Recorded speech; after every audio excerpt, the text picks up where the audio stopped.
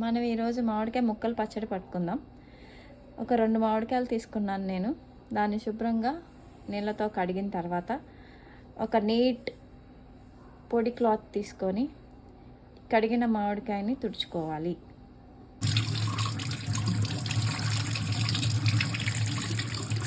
ఇలా యావరేజ్గా చిన్న చిన్న ముక్కలు కట్ చేసుకోవాలి. చిన్నగా కట్ చేసుకున్న ఈ ముక్కల్ని మనం ఇప్పుడు కొలుచుకోవాలి.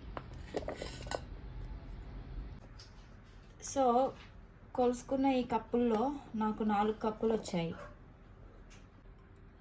కొలుచుకున్న తర్వాత నాకు 4 కప్పుల ముక్కలు అయితే వచ్చాయి. దీనికి నేను కొంచెంగా ఆయిల్ తీసుకొని ఆయిల్ని వీటిలన్నిటికి ఇలా పోసి ముక్కలన్నిటికి పట్టేలాగా కలుపుకోవాలి.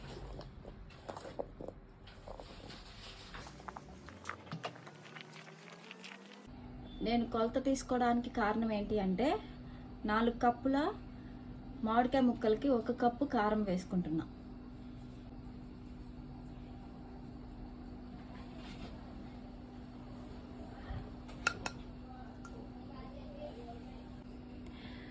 ఒక కప్పు కారం ముక్కల్లో వేసుకున్న తర్వాత 2 స్పూన్ల మెంతులు, 2 స్పూన్ల ఆవాల్ని దోరగా వేయించుకొని మిక్సీ పట్టుకున్న పౌడర్ ఇది. దీన్ని కూడా మనం దీనిలో వేసుకొని బాగా కలుపుకోవాలి.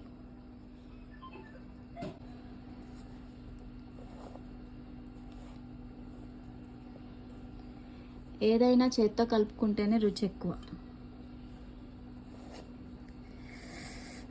ఇప్పుడే తినేయాలనిపిస్తుంది.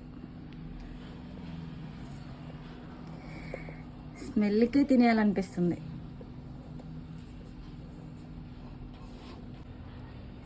ఇది బాగా కలుపుకున్న తర్వాత ఒక గుప్పెడు వెల్లుల్లిపాయల్ని పొట్టు వలిసిన తర్వాత దీనిలో కలుపుకుంటున్నా రుచి కోసం.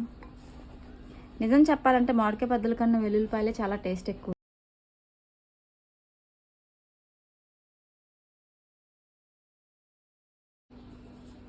ఏ pinch of salt can change overall the recipe. నేను సాల్ట్ని ఎలా మర్చిపోయానబ్బా. సరే, తగినంత సాల్ట్ని వేసుకోండి. ఎక్కువ వేసుకోకండి, కొంచెం తక్కువ వేసుకున్న తర్వాత యాడ్ చేసుకోవచ్చు.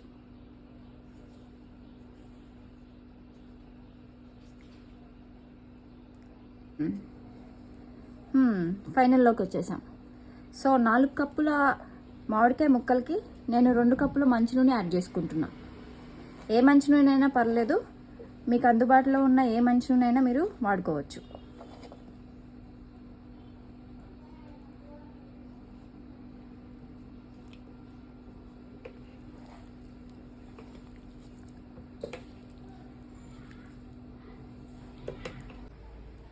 రెండో కప్పు నూనె కూడా వేసేసుకొని కలుపుకుంటున్నాను. వావ్, చూస్తుంటేనే అద్భుతంగా ఉంది. అంతా కలుపుకున్న తర్వాత నేను దీన్ని ఒక బౌల్లోకి షిఫ్ట్ చేసుకుంటున్నా. ఓన్లీ 2 కాయలు మాత్రమే నేను పడుతున్నాను కాబట్టి జస్ట్ ఇంట్లో వరకు మాత్రమే చేసుకుంటున్నా. టోటల్గా ఈ మొత్తాన్ని నేను ఒక బౌల్లోకి మార్చుకున్నాను, షిఫ్ట్ చేసుకున్నా. సో నాకు ఒక చిన్న బౌల్ సరిపోయింది, ఎందుకంటే ఓన్లీ 2 మ్యాంగోస్ని మాత్రమే చేశాను కాబట్టి. చూడడానికే నోరు ఊరుతుంది కదా. మీరు కూడా ట్రై చేసి ఎలా ఉందో కామెంట్స్లో చెప్పండి. Thank you.